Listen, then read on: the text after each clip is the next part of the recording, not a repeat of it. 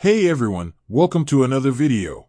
Today we're going to talk about issue number 23 of X-Men, written by Jerry Duggan, but before we dive into the story, I want to say thank you for watching my videos and leaving great thoughtful comments down below to help the channel grow. For without all your help, I wouldn't be doing this. And I'm happy to be bringing some value to my viewers, thank you. So with that said, in the previous issue, we discover that Orchis has set several key events into motion to spell the downfall of mutant kind, by taking the once miracle gift and turning it into a weapon to eliminate the masses. And the scary part about all of this is that this isn't the only trick up Orchis's sleeve, for the mutants have a lot to fear moving forward. So with that said, the scene starts at the Orchis Bloom station, where Dr. Stasis is having a meal with cloned members of his original family. Once the meal is finished, the clones shut down, marking the end of family time in his household. However, this particular meal took an unexpected turn when Mother Righteous entered Dr. Stasis' base of operations.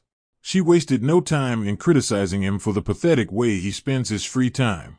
Now this was something he did not see coming, for when he saw her, he immediately called her Rebecca and stated that he didn't create her, which means Mother Righteous was originally modeled off of Nathaniel's late wife. After acknowledging the situation, she wasted no time in getting to the point. She had news that could potentially improve his circumstances. One thing she knew for certain was that he was a complete fraud and he was a clone just like all the others, which was news to him because he believed that he was the original, for in his words, he came to America when the old world collapsed. But see, Mother Righteous knew better, because she challenged his logic by asking him to explain her existence, which was something he wasn't able to do. So with that thought planted in his mind, Mother Righteous goes on to tell him that she isn't like the original Nathaniel, for he enjoyed his games, but as for her, she is the kind of person who gets straight to the point and tells people exactly what she wants from them, and in this situation, she wants controlling interest in Orchis. So with everything happening fast around him, Stasis seizes the opportunity to steal a sample of her blood, to verify her claims of being a Sinister. So being who she is, she wasn't about to let that slide. So with a well-placed jab, she sent Dr. Stasis crashing to the ground in pain, and left him with one last warning, which was for him to stop making clones of his family to eat with, because it was extremely weird. So with the threat made and the news delivered, we skip over to an ongoing fire in New York City. And when we get there, we see a roof collapse with two firefighters on top of it.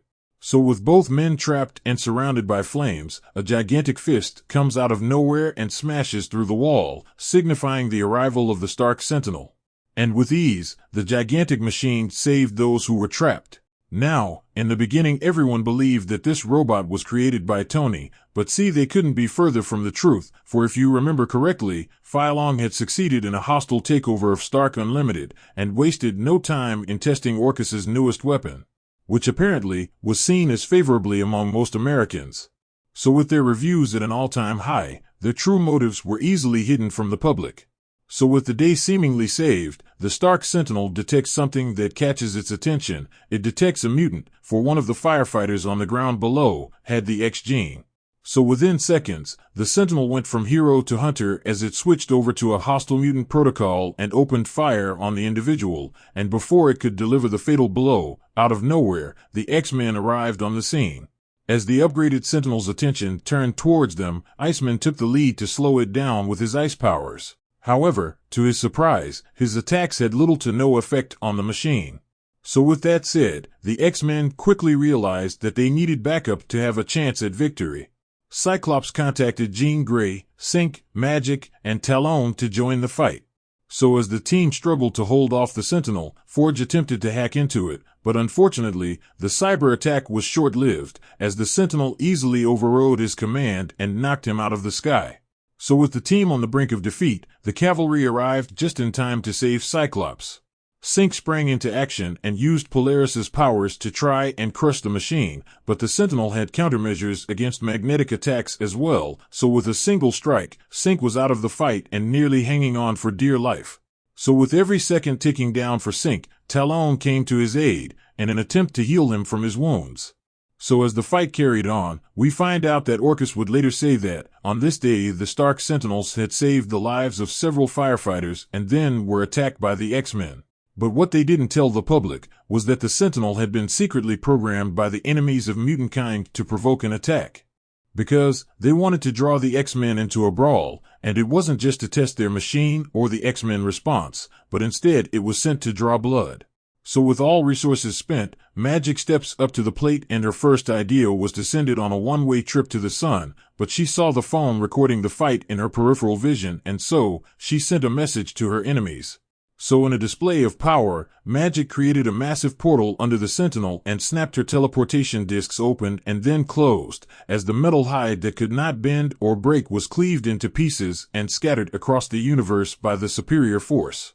All the way until there was only a head left on the ground, and to ensure Orchis retrieved no data from this fight, Jean Grey proceeded to crush it down into a single point. So even with the victory in hand, the X-Men felt no joy in the win. For a single machine nearly succeeded in killing the entire team. So when everything was set and done, Cyclops asked how many Sentinels Orchis could potentially have, and to his horror, Forge responded by saying you wouldn't like the answer. So in order to prepare for the next attack, Forge was planning on touching bases with Stark to work out a strategy to defeat the next wave. So following the near-death experience, we learn that Orchis have been busy building Stark Sentinel factories hidden around the world, as well as private prisons on Randall's Island designed to hold mutants.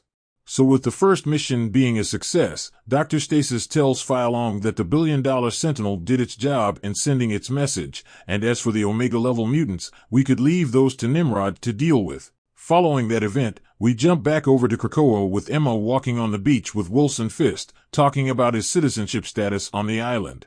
On a side note, for those who don't know, Wilson Fisk is only a citizen of the island due to his marriage with Typhoid Mary, who just so happens to be a mutant herself.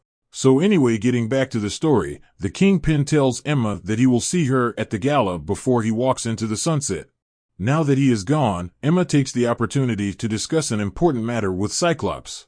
Initially, Scott assumes Emma wants to talk to him because he and Jean are no longer together, but this is not the case. Emma actually wants to discuss the death of Kamala Khan in Amazing Spider-Man issue number 26. Now the reason why this had a significant impact on him is because he was a member of a team called the Champions alongside her. So with that said, issue number 23 of X-Men comes to an end. So down in the comment section below, let me know your thoughts about this issue and what predictions you could have moving forward. So with that established, I hope you enjoyed this video, and please don't forget to leave a like and a comment if you want to see more videos like this. Thank you for watching, and I'll see you in the next video.